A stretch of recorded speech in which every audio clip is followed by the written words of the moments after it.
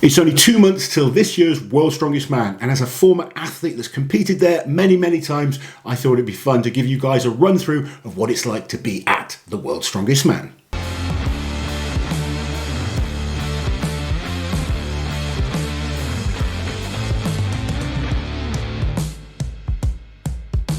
So for those of you that are new to the channel, my name is Laurence Shahlaei and I'm an 11 times competitor at World's Strongest Man. This is my wife Liz, and she has been to World's Strongest Man many times with me to support me and help me out. And yes, you are or were my manager back when I was competing. That was a joke. But she was. Well, yeah. You'll get an insight of some of the things that she did for me actually when we led up to the competition. So first thing, when you get your invite to World's Strongest Man as an athlete, when you're new to it, it's so exciting. When you are an established athlete, it's sometimes more of a relief to get the invite. Yeah, and then when all the stuff comes through, it's stress. Because this was where I had to shine because of all the bloody questionnaires and everything. Do you remember? They sent a lot of questionnaires. So the first thing you had to do was, actually it's different now. They do it online now. Now we're a bit more advanced and everything can be done online. But they used to send over questionnaires. You had to fill them in and actually post them off. Post it! To go to the post office and post it with stamps. But yes, that's the first kind of initial thing that you do. You fill out the forms, send them back. Yes, you want to compete, you accept your invite, and then it's going through all of these different points. You've got to send bank details through. Then the first real focus is getting your medical done. So World's Strongest Man require the athletes to get an ECG done and a full blood count. So you have to get blood tests done, ECG done, signed off by a doctor. And a physical going over also. Yeah, full physical, which you get done again when you get to World's Strongest Man. Now, this was never an easy process in the UK, was it? No, not at all. Using the NHS, this is something that requires about half hour's worth of time for the actual medical, and it's so hard to get an NHS doctor to do it. And even getting it done privately wasn't simple, It wasn't simple. Now it's a lot easier. There's companies in the UK that actually kind of deal with athletes. But back then it was very difficult. Managed to find a GP that kind of liked what I did and he was pretty good. But yeah, it wasn't the easiest and people did struggle with this at times. So as an athlete at World's Strongest Man, the competition organisers pay for your flight, they pay for your accommodation, and they pay for 3 meals a day. If you want a partner to come with you, they can stay in your room. However, we had to pay for Liz's flights and for her food for the most part. Sometimes we got away without it. The food situation was different depending on the location. Every competition was different. Like I remember, so in LA, when we stayed at the Commerce Casino Hotel, we used to eat in the staff canteen. Yes. And there I had to pay $5 per meal, which was absolutely fine. Yeah. In Malaysia, we were able to eat in the proper hotel restaurant. Wasn't charged once. Yeah, it's been different. It's every been different single year. each time. Yeah. But officially, flights, accommodation, and 3 meals a day are paid for the athletes. I didn't go, but in Botswana, wasn't it right that partners weren't even allowed in the food tent? Yes. Yeah, that's true. I'm glad I didn't go. I'd be raging. Actually, when I first went to Worlds, it was so much stricter. Yeah. They're actually much kinder and family friendly these days in terms of the people that you bring with you. Yeah. When I first went, it was very strict. Weren't you told off for like handing a bottle of water to your ex? Me and Terry got a bottle of water for our partners at the time, and they were furious with us. Which is Can you imagine? ridiculous. Yeah, it's pretty bad. So you get to World's Strongest Man, what happens then? Now this is a funny one because the first day you get to Worlds, there's nothing really going on. Chill out, just get used to being there. And then you go back to your hotel room and you get this like letter posted through your door with a schedule for what's going to happen the next day. Athlete meeting at 8. Ugh. So I'm not going to get much sleep. Interviews, medical, research for interviews, digital interviews. And lots of things happen the next day. Really, the main focus to start with is the athlete meeting. That's the big thing. Everyone goes to the athlete meeting. You get talks from tournament director, from the doctors and the physio team, referees, all sorts. Everyone that's in charge of the TV is there, just making you understand what's going to happen. So you have to do interviews for so many purposes. You'll do interviews for the TV, which gets shown in America and the UK over at Christmas time. You had to do questionnaires with researchers. Yeah, so Brian from the research team, he's great. He loves it and he knows so much about the sport. He'd have a conversation with each athlete. Then you do social media interviews. You may get picked to go and do some extra things for social media as well. They used to try and do some fun things to try and lead up to the competition, build up some hype. What else was there? Your headshots, your headshots, things, team photos, or group photos. Sorry, not team photos, but group photos. So you're split into your groups. Sometimes you knew the groups going into the competition. Other times you didn't know until you got there. Well, back then, no. I remember landing in 2014 in LA and waiting outside the airport for the official cab that was coming to get us all. We found out the groups and your events. Yes. We found out the events when we arrived. We knew the events, but they changed the events. Yeah, oh God, yeah. I'm still a little bit bitter about that. But my goodness. We will save that for another video. You don't need to. You've gone through it. The regular viewers know what I'm talking about. Yes, you get your heats. You've got to do photos as a group. So each heat. So heat 1, heat 2, heat 3. And do you remember in LA, actually, it was that we were on top of that building with the graffiti everywhere. We were on a roof, yeah. I've done all sorts of weird things at different shows. That was a fun group that year. It was a fun group. Oh, no, that was a different year. Benedict Magnuson was in your group in 2015. Yeah, different year. 2014 was Adrunas, Nick Best, yes. Mark Felix. Was that Aussie? Yes. Ginger hair and big ears. Oh, I forgot his name. Evan LaRue. Yes, Evan LaRue. Yeah. No, it was a good fun group. Bjorn someone. Yes. Solvang. Yes. Yeah. But, no, once you kind of you do the photos, and then you get your timetable for when your medicals are. Now, I mentioned earlier you do medicals before you get to World's Strongest Man. When you get to World's Strongest Man, you have to do another ECG and a full medical. You've already done your blood, so they don't take your blood again. And they also test for certain types of recreational drugs. But yes, one of the main things they want to make sure is the athletes are healthy to perform, especially when a lot of these competitions are in hot countries. The climate is very warm. Big, strong men getting sweaty. They need to make sure that you are fit and healthy enough to take part in the contest. And they will pull you out if they're not happy with your medical. We've seen it happen. We would never say who, but we've seen it happen many times. So. I won't say many times, but we've seen it happen. Let's not go that far. All right, no. It's not happened that many times. Auntie Liz is exaggerating slightly. Not like me. So one of the fun things that a lot of people don't get to see is the familiarisation, where we go down to what they call the boneyard and we get to actually test the equipment. Now this is complete mixture of athletes that will try absolutely everything and other athletes that, the experienced guys tend to not want to touch too much.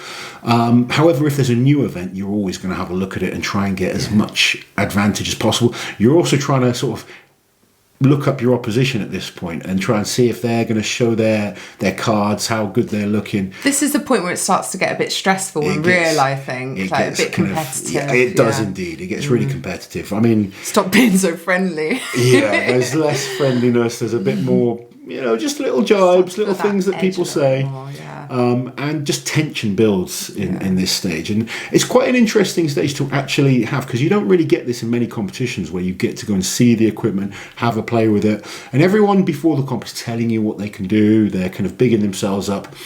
You see attitudes change a little bit in this phase. And it's always useful to go through the familiarisation and just get a good understanding of any new bits of kit, because normally at Worlds they'll throw in a loading event there with some awkward objects. There'll be a couple of events that might be you've never seen before. You just might want to get a feel for the log. No one ever touches the Atlas stones. No one's going to do a truck pull or anything like that. But there's certainly things that will change. I mean, I remember, I think it was Botswana, where we pulled the sled drag. Oh, God, yeah. And it was fine in the boneyard. Everyone was like, this is easy. Then it was on a cobbled surface, and so many of us couldn't do it. It was like stuck on the stones. Yeah. Oh, my goodness. But it's always interesting in that boneyard. And you can, if you wish, talk to the referees, and go back again later on your own. They will make time for you to, go through anything that you need to go through. You have to sign this off that you've seen the equipment, you understand it, you're familiar with it. That all has to get signed off. A few injuries in the boneyard over the years as well. We have seen a few injuries, unfortunately, and yeah, I mean, one of the problems with the boneyard and why a lot of athletes don't want to do anything is because you're not really warmed up properly. No. And everything's at set weight usually as well, isn't it? Yeah, so I wasn't someone that wanted to touch too much. No. I know a lot of the guys don't, but there are guys that do, and we've seen Achilles tears, bicep tears, broken fingers, feet. Yeah, so there are things that happen. That happens regularly. That does, and that's why they have reserves at World's Strongest Man, in case anyone pulls out before the comp starts. The reserves, if the competition starts, the reserves aren't used. No. But if anyone gets hurt leading up to the very first event, that's when the reserves will step in. And the reserves will usually be there the whole time for the familiarisation. Yeah. They'll test with every group, whereas each individual group just has a slot time that they're there and they get to go and have a go with things. Then it's competition time, and when I was competing at World's Strongest Man, it was a much longer process than it is right now. We used to have 4 days of heats, and you would just do 1 or 2 events a day. And there was even a time where I did 2 events day 1, 2 events day 2, no events on day 3, and 2 events on day 4. That was a weird one. It's really hard, actually, if you're someone who prefers a faster paced competition, and say you had a long break after a bad event. It's a really long time to sit on that and think about it, isn't it? Like, it used to be awful. I remember you had a horrible loading event. Yes, that was 2014, wasn't it? It was. So 2014 you ended up qualifying event, the first event went terribly, and I was expecting myself to come top 2 on this loading event. Yeah. And I was fitter and faster at the time, expected it to go well, and I just fluffed it, messed it up completely. And I was just distraught with myself. Probably the fact that we had time helped in 2 ways. One way it doesn't help because it's on your mind, but you did kind of get my head sort of sorted. And I don't know what I did. I don't know what I did. You managed to sort me out. I managed to cheer him up and for get the me next day. Focused. And then actually the next 3 events went really well for me. You won 2 or 3 of them. Yeah. So you can always come back from a bad start because you just don't know what's going to happen at Worlds. No. And it taught me, and it's taught me to teach people. You just got to keep fighting and keep working hard. But you never know what's going to happen because you can practice with your own kit, and then when you get to Worlds, everything feels different.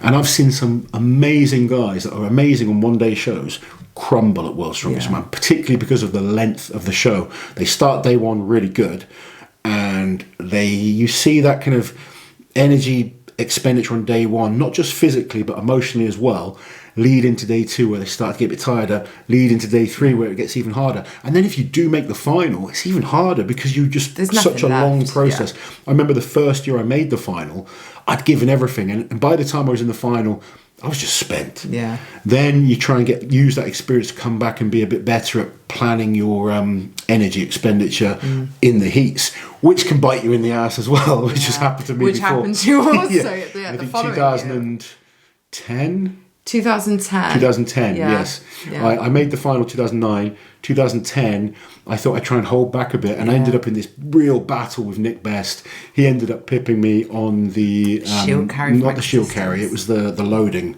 on the sand. Yeah, of course. And he just pipped me on that, and then I wasn't in the final. But I went away and worked like a madman and came back really good the next year. So you got to learn from those experiences. But yes, it's a very, very weird show because with the heats, you're essentially, do I go flat out to try and win? Or do I save as much as I can for the final? And it's a hard thing to weigh up. It depends who you're up against. It depends of your ability on those events. The events in the heats can be completely different to the events in the final. Yeah. So it can really throw people and throw results off a bit. You'll always find some of the big names don't end up in the final because of the way things go. If you do make the final, back then you used to have a day of rest. I swear we had 2 days of rest. We did. 2 days of rest. That was like holiday time. When I say you say 2 days of rest, we did do another familiarisation and an athletes meeting, media stuff, but less so than the heats. You do a bit more TV shots for. I had 2 days of rest. You had 2 days of rest. You could go and chill by the pool with the other wags. More of the athletes are just kind of Sorry, yeah, getting focused on what they need to do. And then back then it was a 2-day final. I believe it's still going to be a 2-day final. It is. It's 2 days of heats, 2 days of finals, but back to back. Yeah, so this year just 4 days of competition, whereas back then it was 4 days just of heats. Yeah. And then a 2-day rest, and then a 2-day final. Also now, we should point out, they're using the same location. So, like, they build a set and they're doing it there. We used to travel all over the place for different events. Locations wherever you were, you go to do... do you remember in LA again, but we did the squat, and then in the evening there was an earthquake. Oh, yeah. Yeah, there was, yeah. I was like, I always thought, what played on my mind was like, what do you do if you're squatting and an earthquake happens? You're on the toilet when it happens. I was in bed half asleep. I thought you were waking up. Yeah. It was always good fun.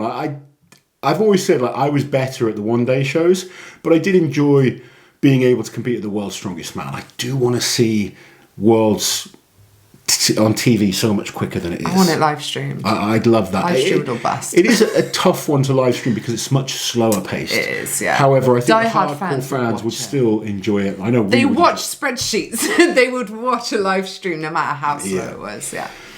But there you have it, guys. Just a little insight into what it's like being an athlete at World's Strongest Man. These days, things are improving. So the treatment of family and friends is getting better. The athletes area is so much better. Do you remember once you were in Donkey Poo? So in Botswana, me and JF Karam were laughing because we were literally in a cow's pen. I don't know what they're called. But with cow shit on the floor. They kind of like scraped it, but there was still shit on the floor.